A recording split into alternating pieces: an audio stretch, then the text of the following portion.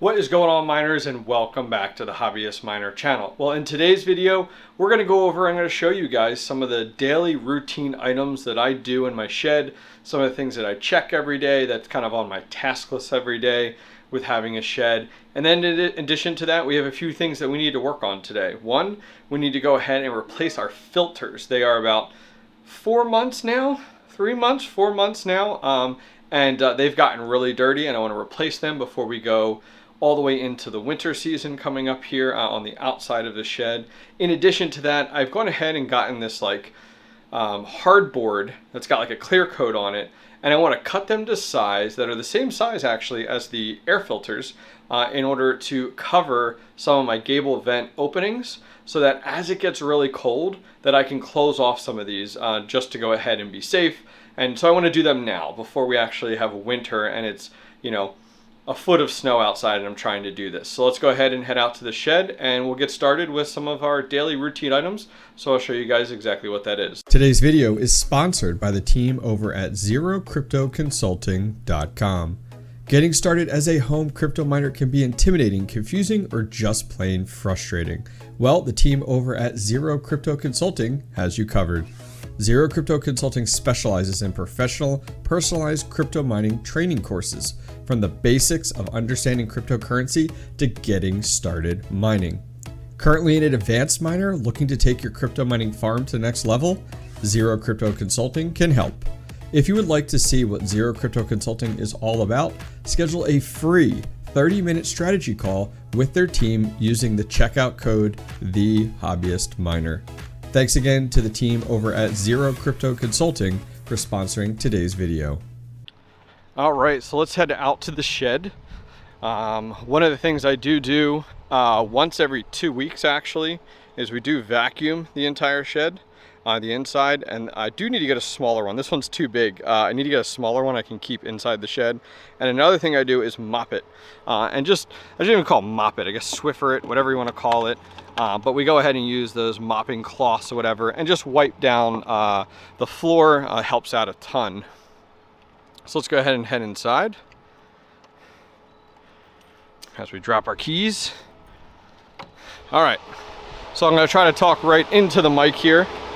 I do have 3 rigs inside right now. As you guys can see, I'm doing some maintenance on those.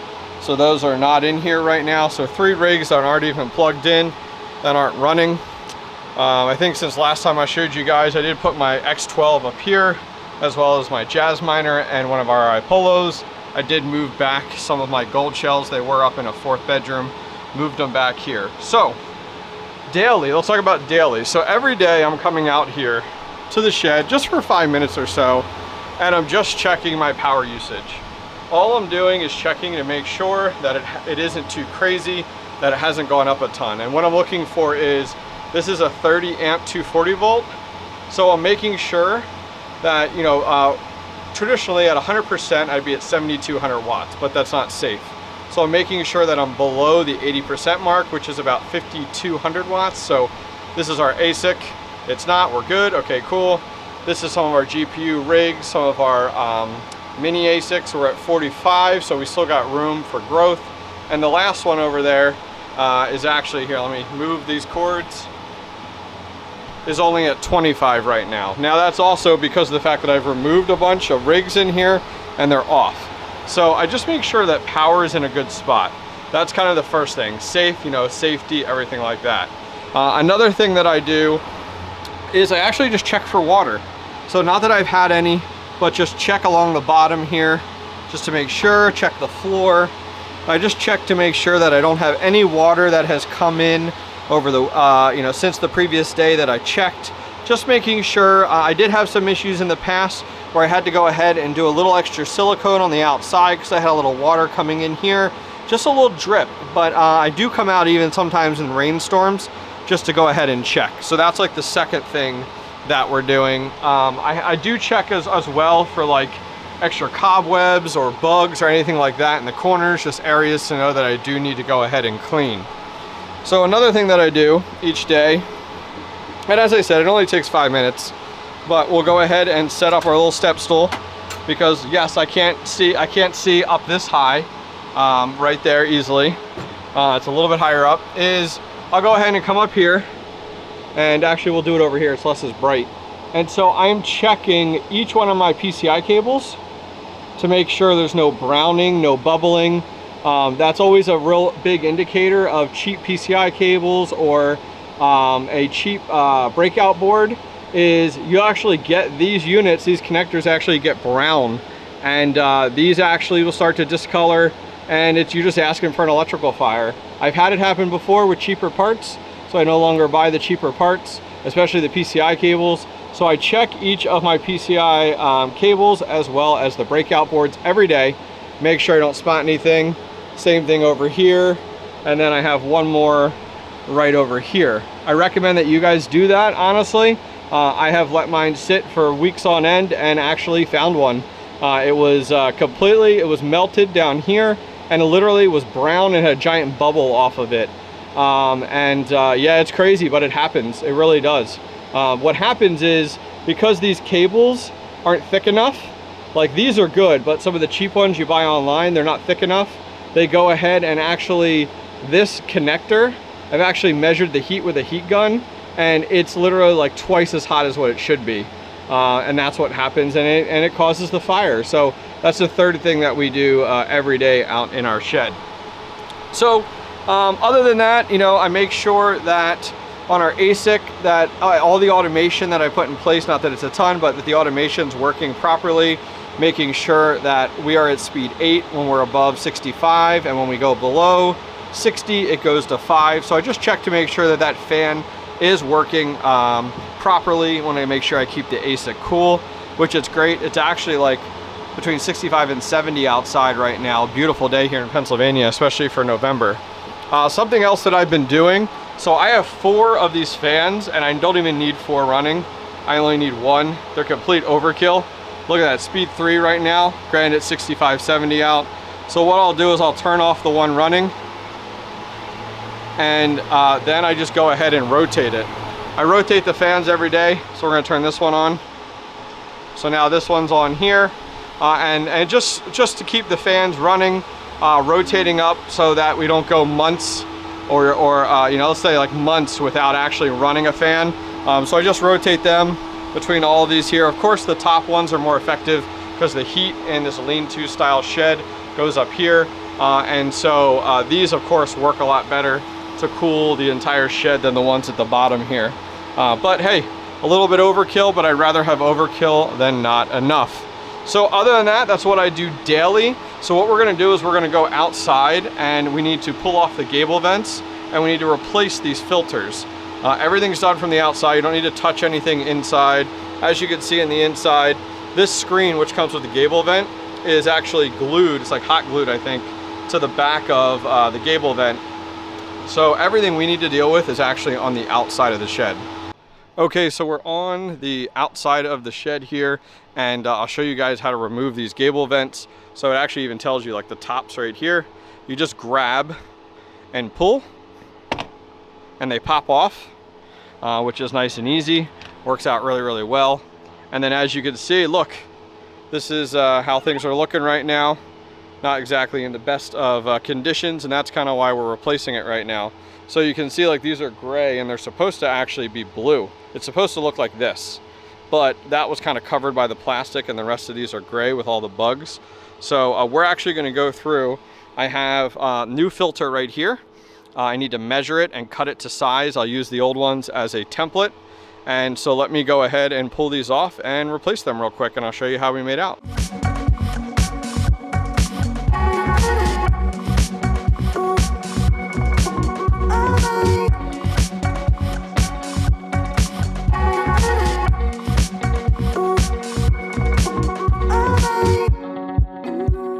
All right, so as you guys can see, these are not very clean right now, you know. Definitely need some work. This filter actually should have been bigger to fit in there. But I wanted to show you guys how much negative pressure we have coming through here. So with the filter, literally you can take a look. As soon as I put it up against the screen here, it just gets sucked in, which is great. You know, it's doing exactly what we wanted it to do. We have our passive intake, and then the negative air pressure pulling all of the air through there. As I talked about, this is just the inside part, the screen, gable vents come with all of this here, guys, but here's the inside screen part where the filter just rests in there between that and the gable vent. And then you can see we put screws in, bolts in all the way around, stainless steel with the washer, and then we took clear silicone and just went to town to go ahead and get all of this completely sealed off. So let me pull all these filters out, and then we're gonna go ahead and get the new ones cut.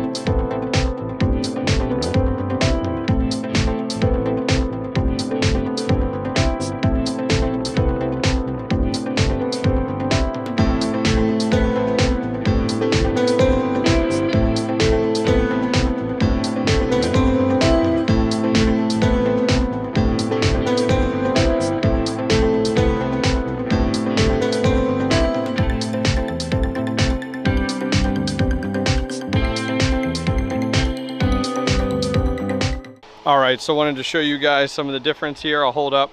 You guys can see a dirty one versus the clean one. With these, the blue is in the inside, the white is on the outside, the way the airflow is designed. But yeah, yummy. Bugs, dirt, grass, hair, whatever else you got, it's all in there.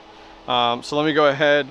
These, I'm gonna make a note for another day to come through. I don't have time today and clean these. You can see you start to get a lot of dirt and stuff like that in there. So the nice thing is you can just take on a warmer day, maybe I'll do that tomorrow, and just take a hose, scrub brush, and just scrub them down.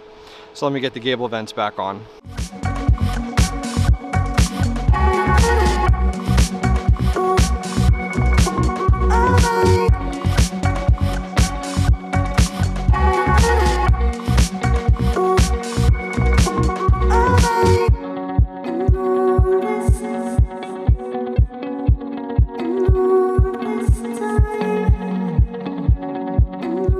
Okay, so last thing I want to do before it gets too cold outside, especially now because it's so warm. Look at all these moss that got sucked in just by taking this off. But last thing I want to do before, get out of there, before it gets too cold is this is a hardboard. It's got like a clear coat shiny material on the outside. It's cheap. I think it was like 12 bucks from Home Depot. I want to take it and I want to cut the hardboard to fit the size of where the gable vent is, where the filter usually is, so that as it gets colder, some of my thoughts, my process here, you guys can tell me if I'm crazy or not, is like, okay, as the temperature drops and I don't need as much intake through here, I could go through and close off, like cover that one inside, replace the filter with the hardboard, cut out over here, over here, over here at the top, so that a lot of your cold air is getting sucked in. Because with the cold air, the nice thing is that the colder the temperature, even though it'll be less airflow overall that'll be pulling into my shed, it's going to be colder. So my thought is maybe I can close like half of these off in the winter time when it's 30 degrees out and below. So yeah, so I'm going to use the hardboard. So let me get some of these cut to show you guys what I'm thinking.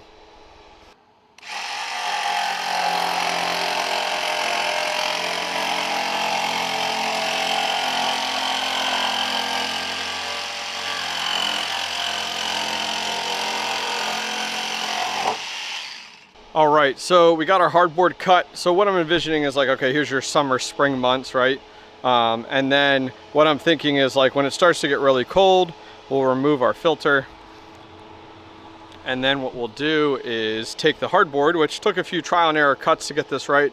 Ended up being, this opening is actually 16 by 10, but that's dead on. And with the filter, you kind of have some room for play. It's not a big deal. It kind of gets squished around, pushed around and stuff. But hardboard isn't as forgiving. So this is 16 by 9 3/4, and I want to show you guys, this thing sucks in so quick.